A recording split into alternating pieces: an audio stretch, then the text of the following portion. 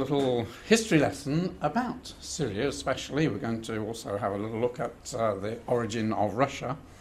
I think all of us can place where Syria is on the map because it's involved in the news so often, but perhaps we don't know much about the backgrounds to Syria. So Syria is a modern-day nation. I'll give it its full title. It's the Syrian Arab Republic, and it is a modern-day nation. However, like Israel, it has its origins way back in the past. And its capital is Damascus. And if we just hone up the map a bit, Damascus is to the south end of Syria, and that was its capital for a long time and is the capital today. Now, Damascus, as a name, we find in the early pages of the Bible. Way back in Genesis chapter 14, there is an account of kings coming from the north, from Syria and Iraq and Iran of today, four kings gathering together to come down into Canaan, as it was known in those days, to fight against the 5 kings of Canaan. And for quite a few years, these 4 kings from the north held sway over the 5 kings of Canaan. And they paid tribute every year. And then one occasion they decided they were going to rebel, they didn't want to pay tribute, and there was a big battle. And as a result of that battle, the kings of the south in Canaan were defeated by the 4 kings. And there was great prey, people taken away captivity. Now at this time there was a man, Abram, who later became known as Abraham, who was the father of the Jewish nation. He lived in this area. And although not directly involved, his nephew, Lot, was one of those who was taken away captive. And so Abraham set out in pursuit of the 4 kings who had taken captive all the possessions of the 5 kings of Canaan. And we're told that he pursued them up to Dan and then on to a city called Hobah on the left-hand side of Damascus, as Genesis chapter 14 tells us. And there he overcame and rescued the people who had been taken captive. And actually he returned back to Jerusalem. It was known as Salem. Melchizedek, the king of Salem, came out to meet them with bread and water, but that's a different story. But just to show that Damascus was a known place at that time, at the same time as Jerusalem or Salem existed as a city. In later time, it came under the control, Damascus came under the control of King David and King Solomon. You can see from the map there that his empire extended way north of Damascus. But with the ending of Solomon's reign, the kingdom began to disintegrate and Syria gained its independence and Damascus was its city. And we read about Syria and Damascus in the scriptures as being one of the enemies of Israel, very often coming and attacking Israel. And it wasn't until the Assyrians came, just about 10-15 years before the 10 tribes were taken into captivity by the Assyrians, that the Assyrians came and besieged Damascus and destroyed it as a city, took its inhabitants away captive, as I say, as it was to do a few years later to the 10 tribes. And then it then came under the control not only of the Assyrians but the Babylonians, and its capital moved from Damascus. Damascus ceased to be the capital city. But it continued as recovered, as most cities do from their captivities, and it became a trading city. And in the time of Ezekiel, who records the nations that did business with Tyre, which was on the sea coast, Tyre was a city which was a great merchant city, and many nations came and did their business there. And Damascus traded in the Tyre fairs with a great multitude of wares of thy making, so it was a manufacturing place. a multitude of all riches, so all kinds of things, but its speciality was dealing in wine and white wool.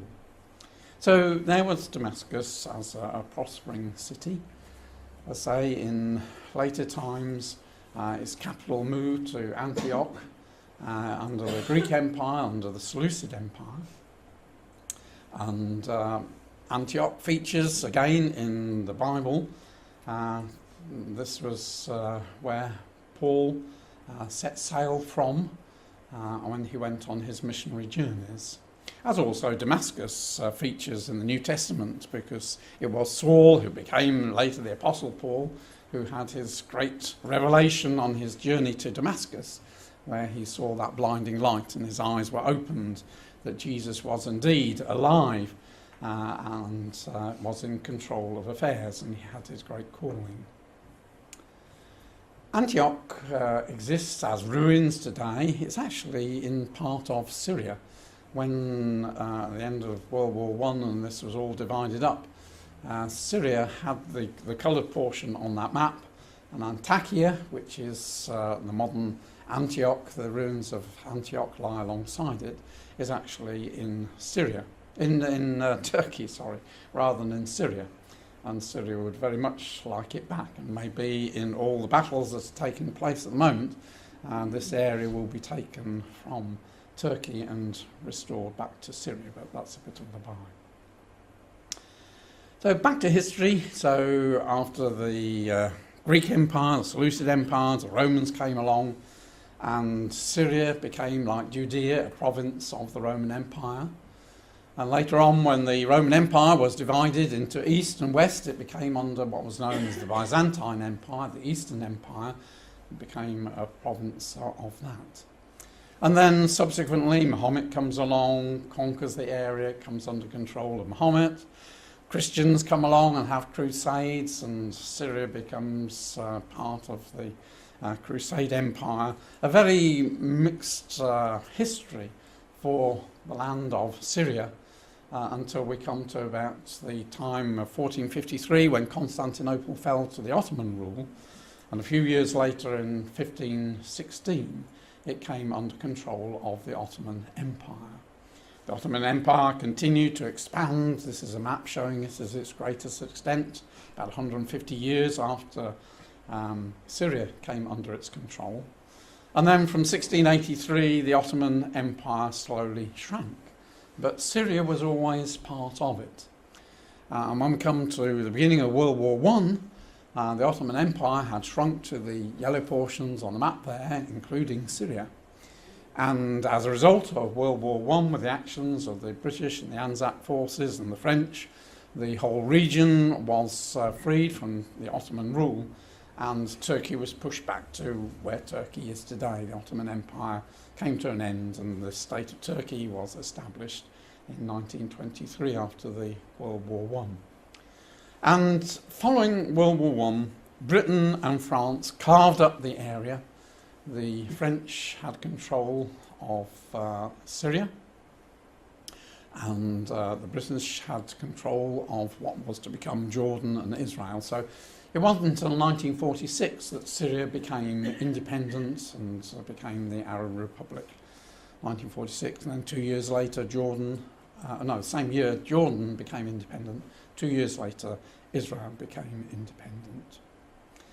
So the pushing back of Turkey enabled the Middle East to come alive, and many of the countries that we think are so old are actually very new. So Syria, to understand what happens in Syria, we have to know a bit about the religious background. The main population of Syria are Sunni Muslims, but that's 74%. 13% are Shia Muslims, and big difference between Shia and Sunni, and very opposed to each other. 10% are Christian, and about 3% are Druze. Now, in time past, the present ruler, Bashar Assad, he's been president since 2000. His father before him was president since 1971. And they belong to a Shia sect, the Alawi sect.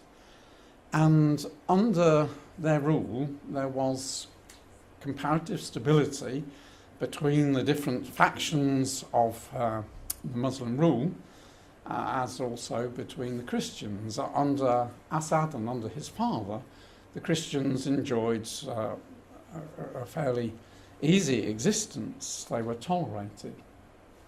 That has all changed in the past few years with the invasion or the attempt to topple Assad because of his oppression against the Arab Spring when it came in 2011 to Syria. And there has been great calls for the man to be deposed because of his war crimes.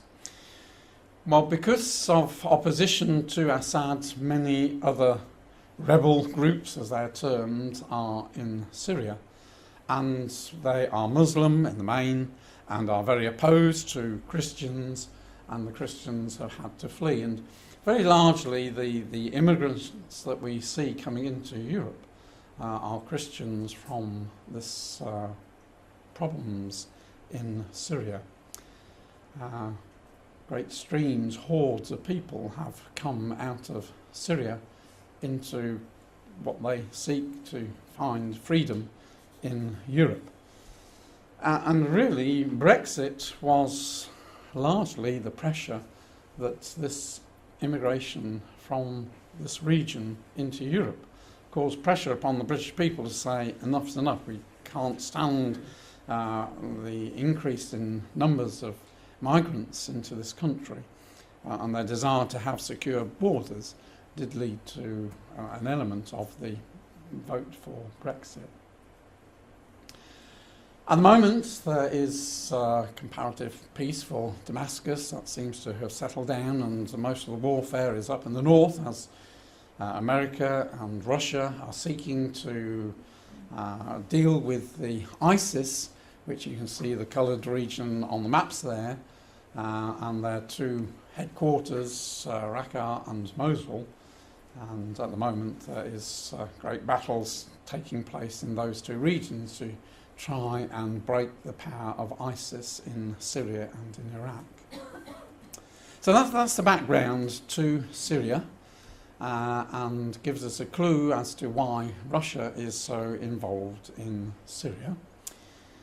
But let's just have very briefly, and we did look at this about a year ago, so fairly brief. The origin of Russia lies in Ukraine and the regions north of it. Goes back 1100 years, 1200 years. The Russian Empire had its origin in this Kievan Rus amalgamation of Kiev and area to the north, Novgorod, coming together, pooling their resources and setting up an empire.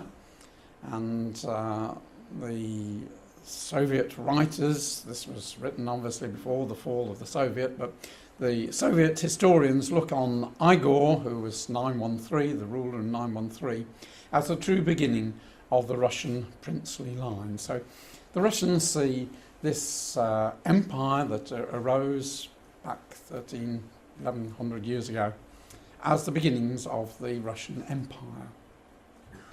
And one of the important rulers was the last one on that list there, Vladimir, in 988, who was the one that brought Christianity to this little empire. They were pagan before that time. He wanted to explore Christianity, had a look at what Rome was teaching, had a look at what the Orthodox Church was teaching in Constantinople, went to Jerusalem to see what the remnant of the Jews who were there, what they were teaching, and decided that the Orthodox religion was the religion for his people, and brought back the Greek Orthodox religion to Kiev and Novgorod, and they were baptized into the Orthodox religion. And so that was just over 100 years ago that the Russian state in its earliest form and became Christianized Orthodox, Greek Orthodox. In later time, that empire began to be dissipated with the Mongol invasions in 1240, which caused the church to move from Kiev, where it was centred. What became the Russian Orthodox Church was based in Kiev, moved up to Vladimir, and then finally ended up in Moscow in 322. And that became the centre for the Russian Empire. This marked out Moscow as the centre of it. And what is interesting to us as Bible students is to see how in the movement of the state religion from Kiev up to Moscow was a movement of Rome and what Rome stands for. Originally, Rome was the centre of the Roman world under Constantinople. When he made Rome nominally Christian, he moved his throne to Constantinople, remodelled the city and called it after his name. It was remodelled on Rome, and that was the centre of Christianity, the Roman world, for a long period of time. Then in 1453, when Constantinople fell to the Ottoman Empire, then the Russian Orthodox Church absorbed and took on board all that Constantinople stood for, and Moscow was known as the Third Rome. And the symbol of the Byzantine Empire, the double-headed eagle looking east, looking west, was absorbed by the Russians. This is in its most modern format. It has changed slightly, but the principle of two eagles has been the symbol of Russia, was the Byzantine symbol, was the Roman symbol, the eagle. So what is of interest to us is that Russia has always been interested in retaking Constantinople to re-avenge what happened when the Ottoman Empire came in and smashed the Orthodox Church. And this, we shall see, plays a key to what Putin does today. He is desiring to take Constantinople as well as Jerusalem, but we shall come to that in a moment. So from about 1240 onwards, Moscow was the centre of Russia, and this shows it from about 1151 to about 1965. And then in World War I, communism came in, the Great Russian Revolution overthrew the old order, the order of the Tsars, and we had a long period of about 70 years of communism in Russia, and that was broken up in 1991. And subsequently, rulers like Putin have looked to rebuild the empire that Russia used to have. And all these countries in the various colours around all broke away from Russia, but Russia has been doing its best to absorb them back in. He wants to rebuild a Russia modelled upon the old Tsars and himself, modelling himself upon Tsar Peter the Great. So modern-day Russia has gone through various stages, and at the moment it is trying to rebuild itself with church and state working together as it did in the past. We believe that this is significant. This is part of the signs of our times, that we're going back to how things were. And Russia is seeking to build herself up as a strong empire, working with the church to hold together this vast empire that she has. And she's also interested in moving down into the Middle East.